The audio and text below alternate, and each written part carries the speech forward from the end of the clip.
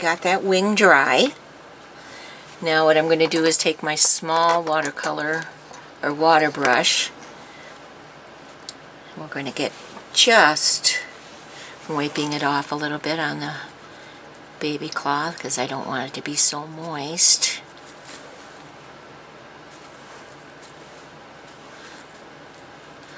Get some color back in these tips like we did over there. A little bit of line work, a little bit of color.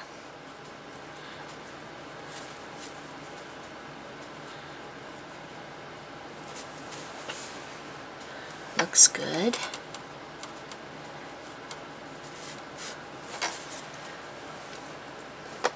Now, pick up some of that moisture so it doesn't run all over the place. There we go. Clean my brush.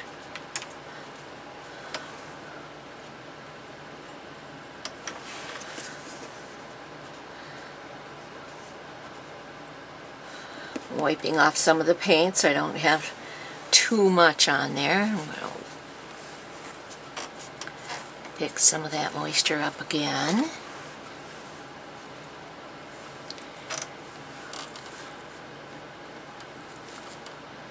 That's better.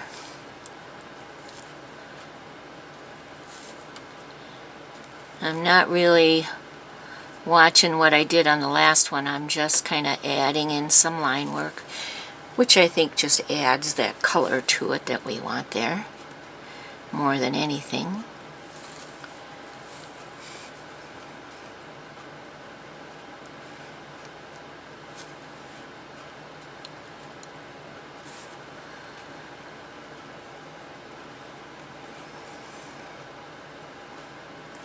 There.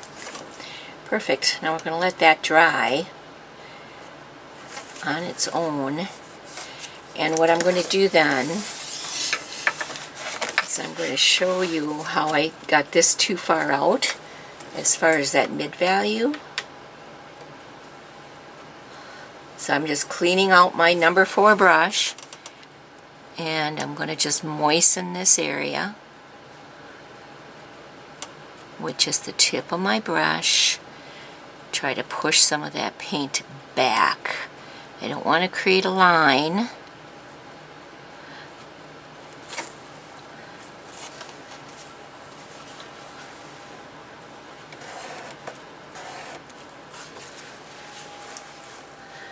Clean out my brush. Wipe a lot of the moisture off. All I'm doing is wiggling my brush on there just to loosen some of that paint and then pick it up. And I think I'm going to go to my eradicator because I think it'll do a better job of this.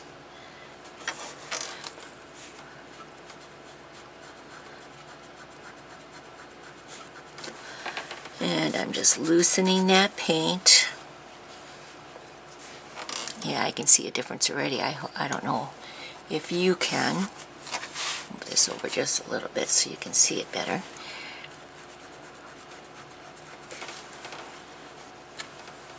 Slowly but surely, that's picking up that darker paint that came out just a little bit further than I wanted that shadow color to be there. You always want to make sure that your paper towel's nice and clean and that your eradicator is moist. Oh, another thing I wanted to go over with you folks is when you're drying, like I use a hair dryer in between and I turn off the camera so you don't have to be bummed out with the loud noise. If there's any moisture on there at all, which there obviously is because that's why you're drying it, I start with the low. And I hold it up high enough from the paper. I hold it up to quite a distance, up at least 6 to 8 inches on low, and let it do its thing.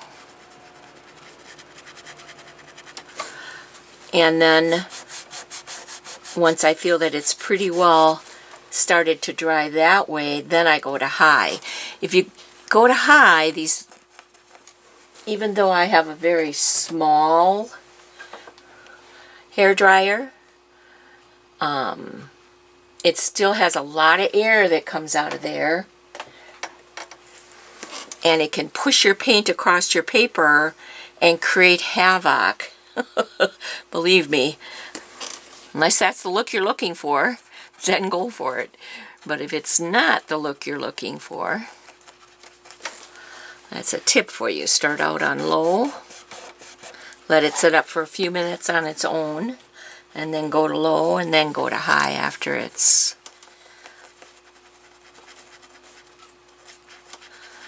And with this eradicator, there isn't a fine artist out there that doesn't have a flat little brush like this that they use to remove paint when they want to. Everybody's got one. It's just another tool of the trade. See how much softer that is? It's not, it was way too harsh in this area, so I'm really glad I did that. And it kind of made it softer, blending in a little bit. But I am, with my eradicator, gonna just darken this right here. When you get a spot like that that doesn't want to accept the paint, a couple things you can do. You can do exactly what I'm doing now, just add straight paint all by itself to that surface. And then if it still doesn't hold, there we go, now it's holding. You can buy a smooth stone. That's what this is. It's a smooth stone. I bought this at Walmart. I think I got a whole little tiny bag of them for like $1, $2, something like that. And then if that was roughed up, that paper, and that's why it's not accepting the paint, if it chose not to continue to accept paint, then you can let everything dry completely. Don't do anything with a smooth stone unless your paper is completely dry. You can put your paper down, take your smooth stone. You don't have to put a lot of pressure on there, and pull it off. And at that point, then you can go over 2, 3, 4 times. It will push the fiber of the paper back down to where it's this texture, and then it will accept paint again if you need to. So there's another tip for you. So now let's work on darkening our second shade. Clean my eradicator out real well.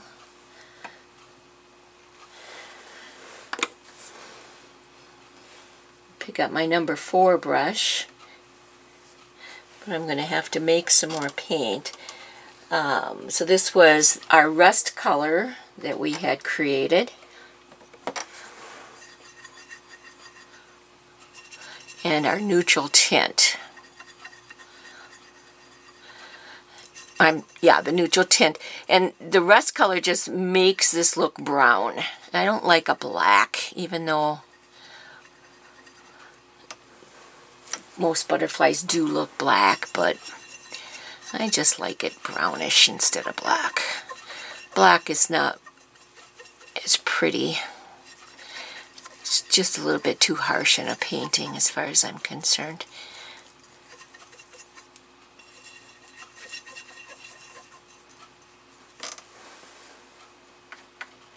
Took a painting class. I think we were all doing our own. I was doing oils at the time, so I was doing oils, and there was another gentleman in the class that was, I think he was doing acrylics, because the instructor was teaching in acrylics, and painted this beautiful rose in reds and pinks, and then he took black for the shadows, and I thought, oh, that would be so lovely with just like a alizarin crimson as the dark instead of that black, because it just was way too harsh for that black. So I've loaded my brush, got a nice point, and I'm just going to go over. I'm not putting any water down, and we might have to do this 1 or 2 more times depending. And I do want a little bit of orange in this area, so we'll go over that too.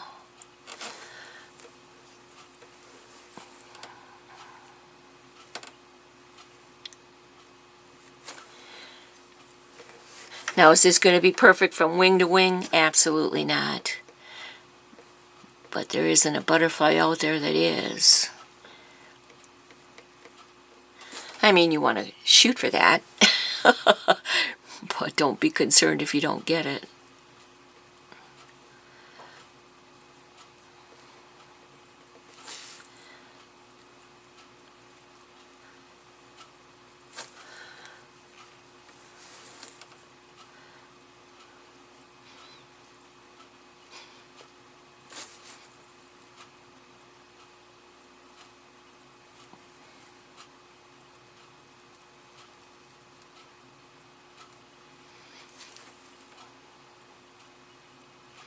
Boy, my depth perception is off.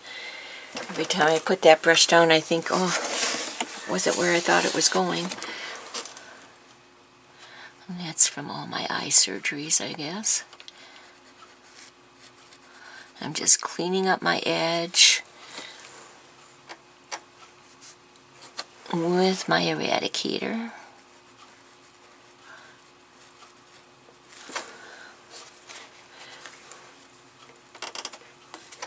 There we go. Now I'll have to fill that in again, but that's okay. At least it's not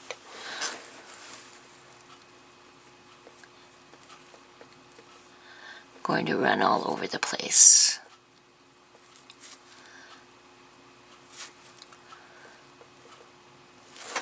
Alright, now while that's still wet or moist, I'm going to pick up my rust color. Like I said, I want some right in this area. I'm just going to go over that again. Just kind of give it a little blend. There we go. And it kind of ties it all in. I'm going to turn this around and do it the same way over here. Clean out my brush. And I'm out of paint again.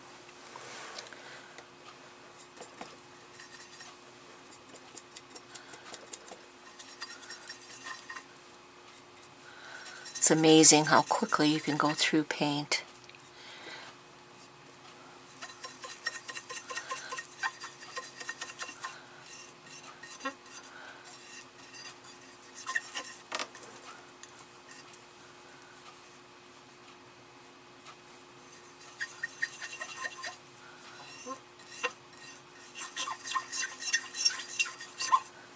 Making a brown here.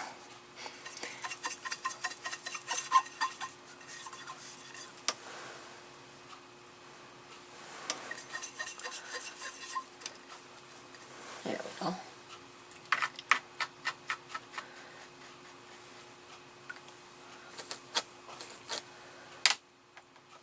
And I'm going to move this up a little bit so you can see me do this better.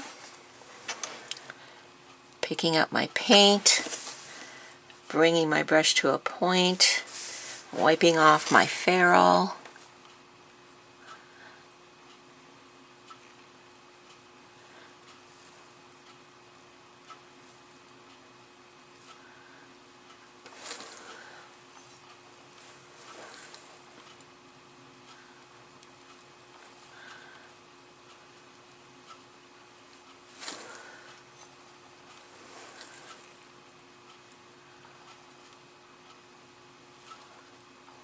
And if you need to reshape it, reshape it. Now's the time to do it.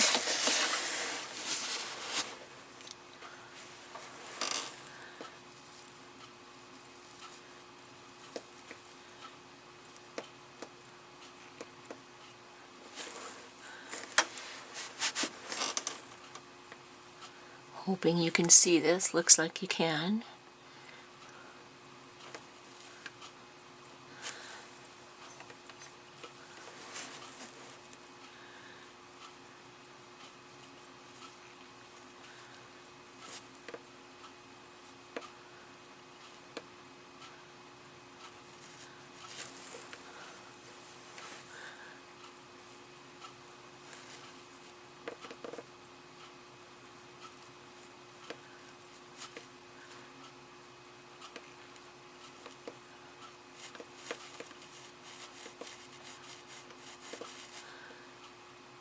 Just filling it all in.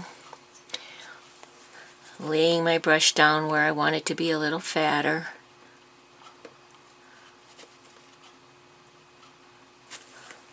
It's not picking up enough color. It needs more moisture. That's better.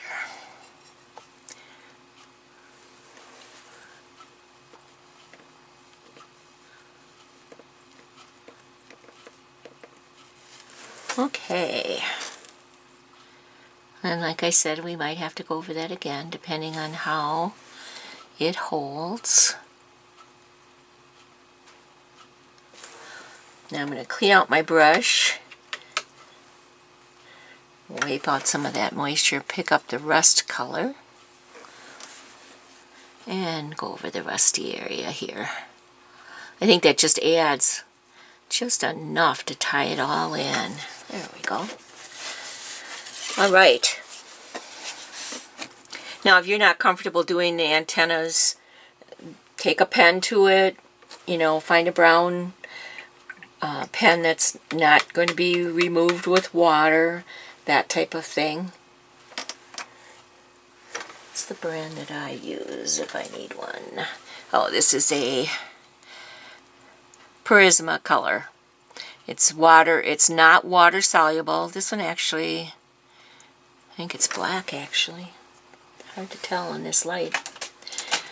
But if you need to do that, do that. But practice your line work, because that's important too.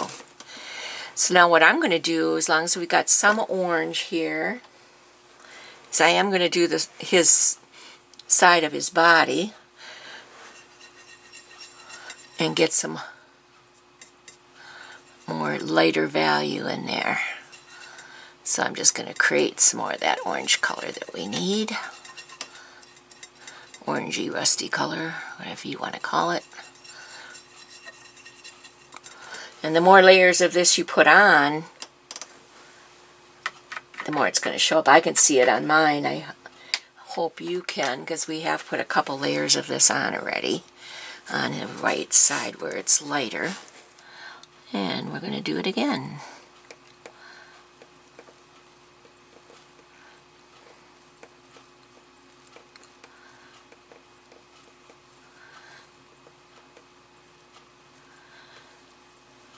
Just reinforcing that light value.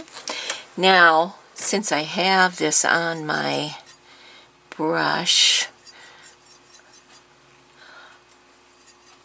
just adding in a little bit of the dark to get that darker brown color. Okay, I'm going to go over this side right away too, so it will have another layer.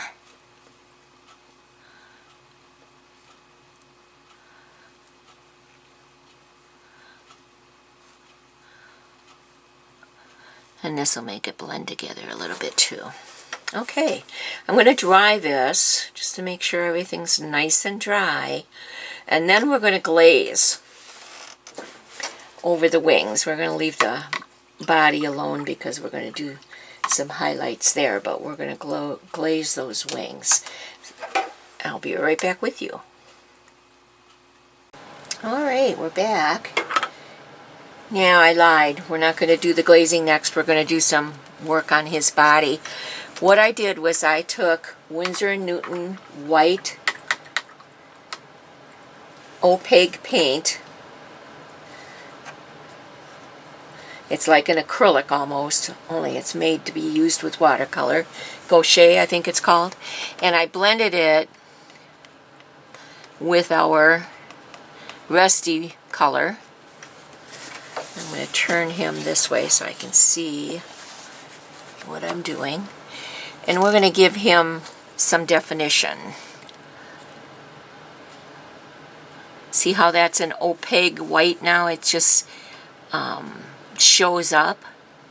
But I didn't want it straight white. I wanted it to have some of that rusty color in it. And we're going to do some of that up here. I'm going to give him a couple of eyes so we can see that a little bit better. We don't like that eye, so we'll pick that eye up and let's do that one again. Picked them both up, so I had to do them both over. Alright. And we're just going to give them a few lines here and there. Okay. And then at the end, we'll see how light that is, or isn't, whichever, because it gets that dark, it's not very light. But that's okay, that's kind of what you want. Now I am going to give it just a little bit more detail in here, not much, just a little bit of highlight right in that area. Okay, now we can do our glazing. Yeah, that white, that body work isn't showing up, but that's okay. That's what I needed to see what was going to happen there. I think we're going to start on this side, and since I'm right-handed, we're going to start on this petal. I'm going to pick up my smaller water brush, and this again is a number 5 Anna Mason. I'm using it nothing but water and the blending and glazing medium, which I always use. And I'm going to just gently, because you don't want to really press this into the paper, you'll pick up what you've put down, and you don't want to do that. Too much work on there.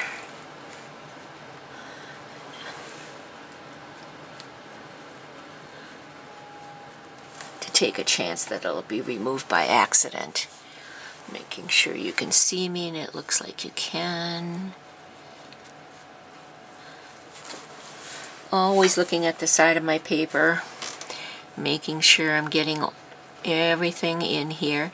And what this is going to do, whenever you do line work like that, whether it be on a petal or a butterfly or whatever, you want to do your wet on wet, let it dry completely, do your detail, and then now this glaze is going to combine all these line works together and make it look like it's a part of that wing. Otherwise, it's just not going to look like it's part of that wing. And you don't want that either. Now I'm going to create 2, while that's setting up a little bit, puddles of paint. Because I do want to do straight blue in some areas and some of the teal, which is the French ultramarine and the hookers green.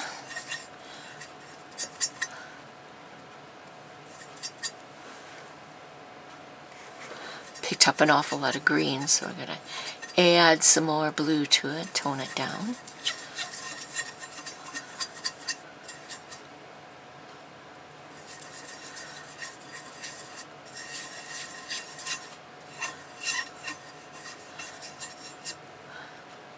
What I'm going to do is I'm going to do blue on this edge, blue on that edge, and teal in the center. Especially this side is the highlight, or the side that has the light source on it the most. Wow, getting this dark, dark color. It's getting closer to the color that I want. Except the values, I got to add more water. That's better. Maybe even a little more blue there. Perfect.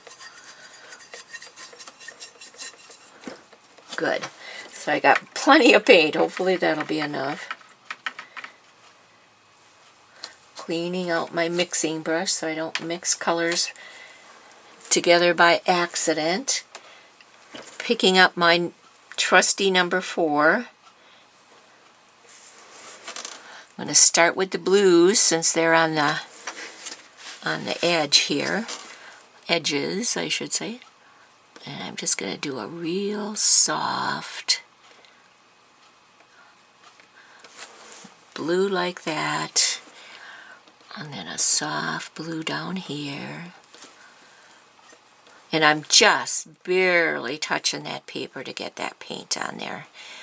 Do not want to lose all the hard work we did underneath. So I cleaned out my brush. And I'm going to pick up the teal color I created. Yeah, this is going to be really, really pretty.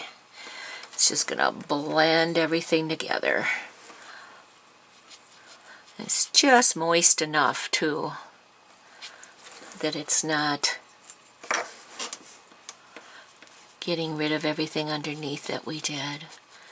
But see how that just softens it in with that glaze? Perfect. I'm thrilled with that. I think I'm going to do it exactly the same way on this wing. We're just going to go right around and do all four. Boy, that's just getting everything together there. I love it.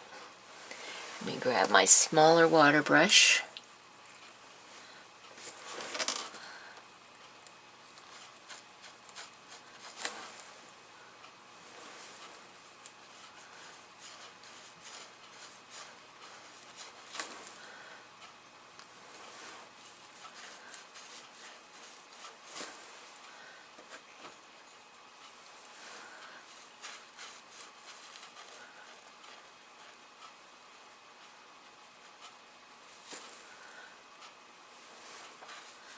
This is so much fun when you glaze something like this. You can just see it, all your hard work coming together. This is, if you've never watched me do a flower, this is exactly the way I do my flowers. Wet on wet, detail, glazing if need be. Sometimes in a flower you don't necessarily need it, but if it's a real soft see-through flower, like this would be a see-through wings on this butterfly, then you want to pick up some of that moisture a little bit. There we go. Now I'm going to start with the blue, and I think I am going to put some blue up in this area too. Just enough to tie it all in together.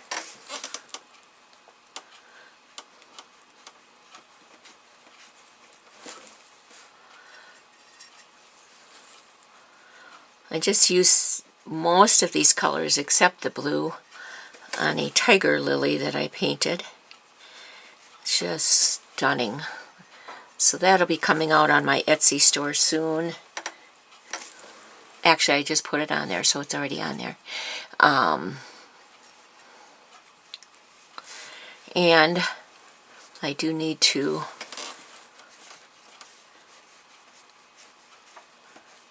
get something on YouTube. This is going to go on YouTube before that will, because that's going to need a lot more editing than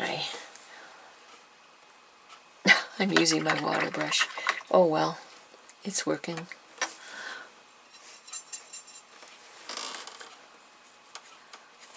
Way too much paint.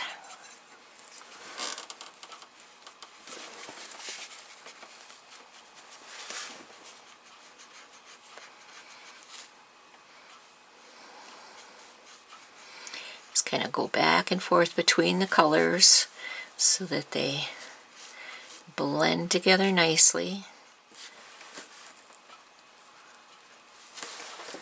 There we go. I like that.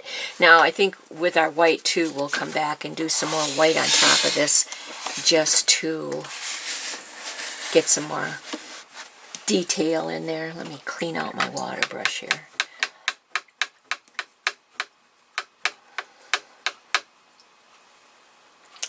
What did I do with my number 4? There it is. I set it down, and I usually keep it right in my hand. Alright, do the exact same thing here.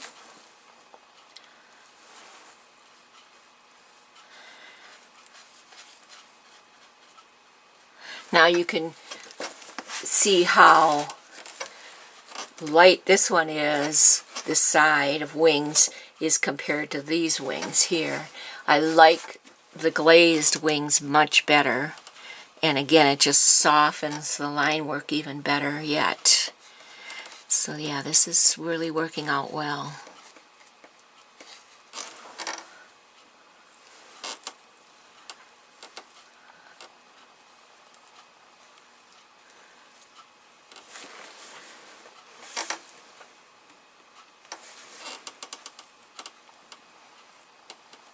I'm looking at the side of my paper, making sure I've got it completely wet, and I do. Need a little more water in my blue here.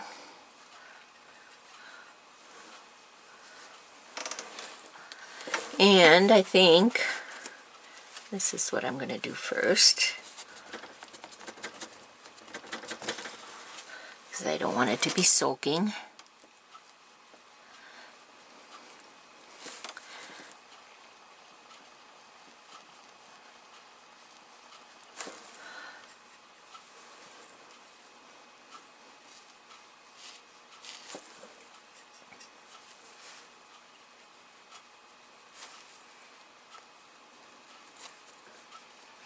And if you do it light enough, you're not going to pick up any of your line work. Alright, so I got the blue in. And I'm going to add some water to this color because it was way too dark for. I want these to go together, so I'm going to smush them together just by gently going over on either end. And again, this is a very gentle motion that you want to do this with.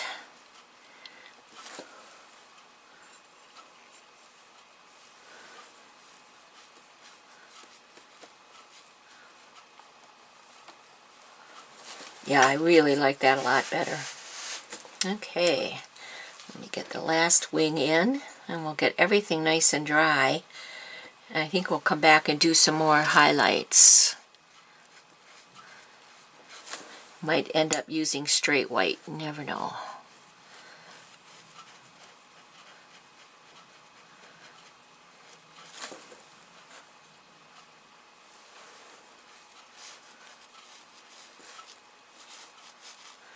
I want that to stay light too, because I want that to be a highlighted area. That wing is coming up a little bit there. That's what I want. So I'm going to try to stay away with the blue as best I can. Alright. I'm going to do this one more time.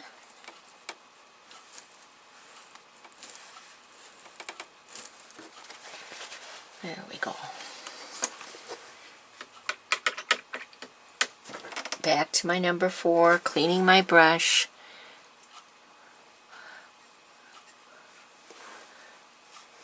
Picking up the blue, but making sure it's not real dark.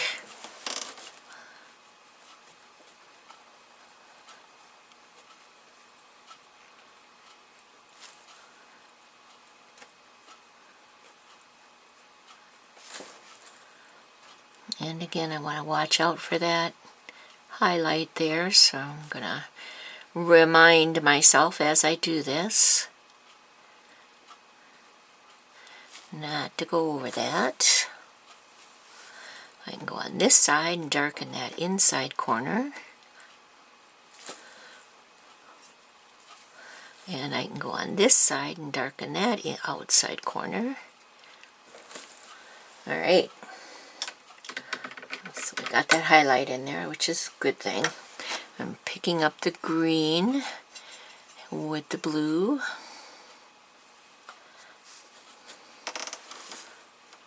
Yeah, way too dark. And I think we'll just do it this way. Get some of that color out of there. Still pretty dark.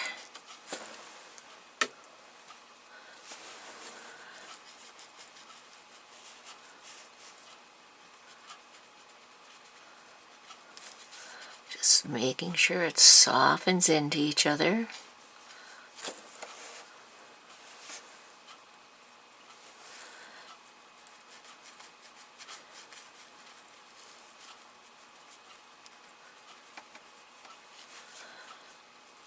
Skipping over that highlight I want to maintain.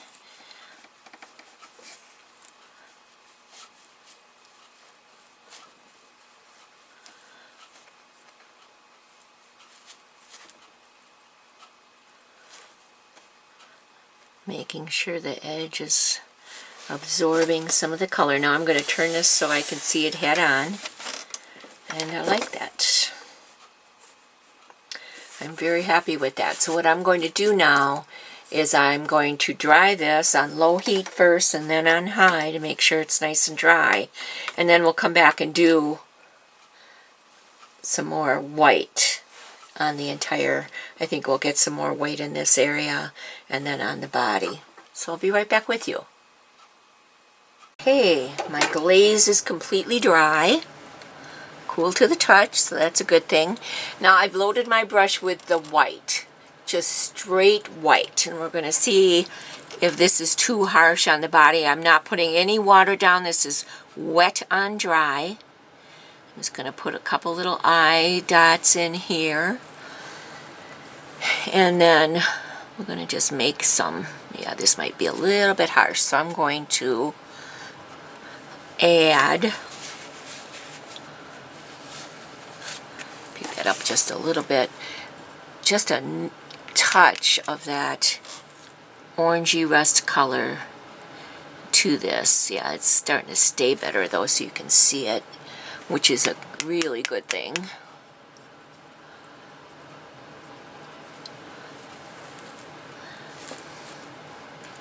And I'm just doing some line work here to create a head. We're going to do some work on his body, just to create some lines in here. No big deal. Nothing that has to be exact. Some go across all the way, some don't. So there. Okay, I'm going to let that dry. I think I'm going to do just a little bit more in here.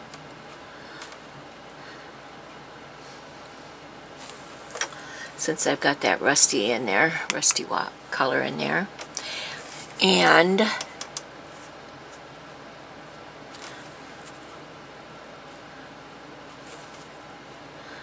do that one more time so it'll hold. Now I'm going to clean out my brush and I'm going to pick up straight white.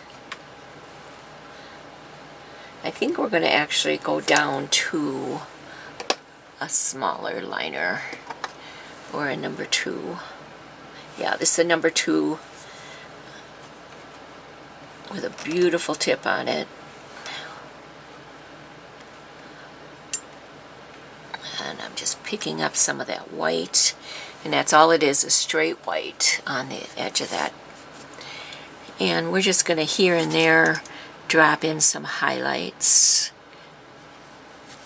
where we might want them. I'm just going to turn this as I go.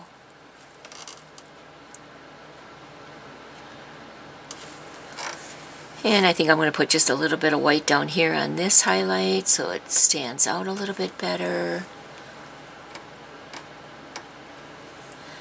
And wherever you really want a little bit of separation, just little line work, dots, nothing major, just to give it some more depth, basically, is all we're doing.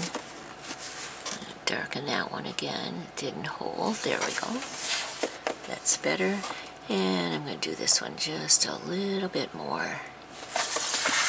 And you always want to go back to looking at it face on to see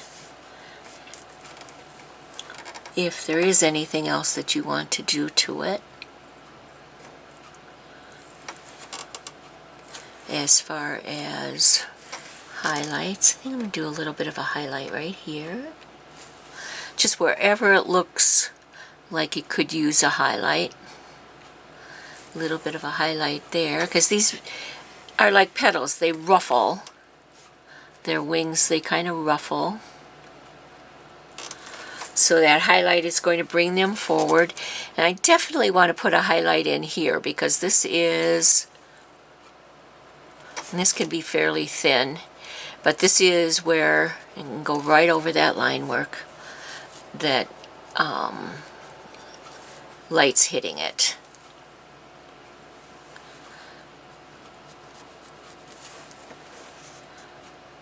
can see that better on camera, so I'm just looking at.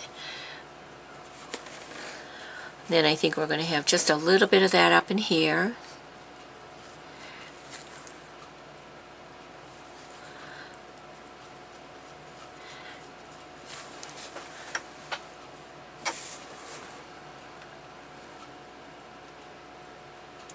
And this is just a haze. And the reason it's going right over that line work is because it is opaque. It's the gouache, so you want to use it very sparingly, just enough to get these nice highlights where you want them. And you probably will have to go back over them more than once, where you want them fairly bright.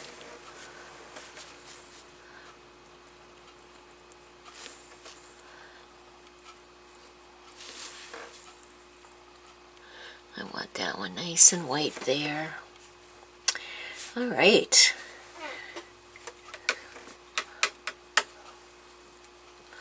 And I've got this real gentle in his body, and that's what you want. Now I'm going to add some water to my green. Greenish blue here.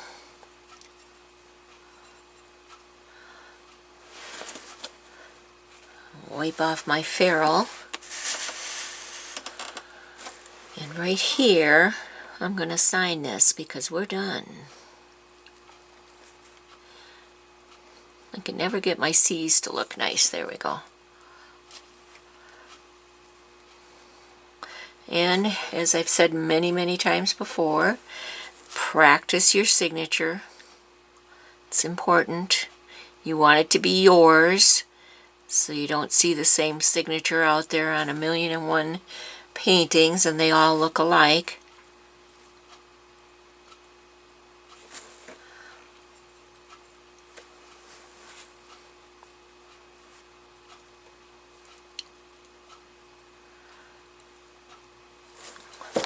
There we go, my signature on that butterfly. And I'll bring him up to the camera so you can see him a little bit better. Those beautiful teals and blues, and that rusty orange and brown on his wings. And I really like the way the shadow turned out nice. And that dark next to that highlight brings that wing out a little bit better. And so does the highlights over here. So we're good to go. I hope you enjoyed that. Like I said, we're going to be doing something a little bit different next time, so keep an eye out on that. Now this project is going to be step by step on YouTube, so it'll be free. Be sure and watch that. I'm at designsofvalue.c/youtube.com, and that'll be in my directions on this. And then you can also go to my Etsy store. It'll be on there for sale in case somebody would want to keep it. So thank you again. I appreciate you following me. Have a lovely day.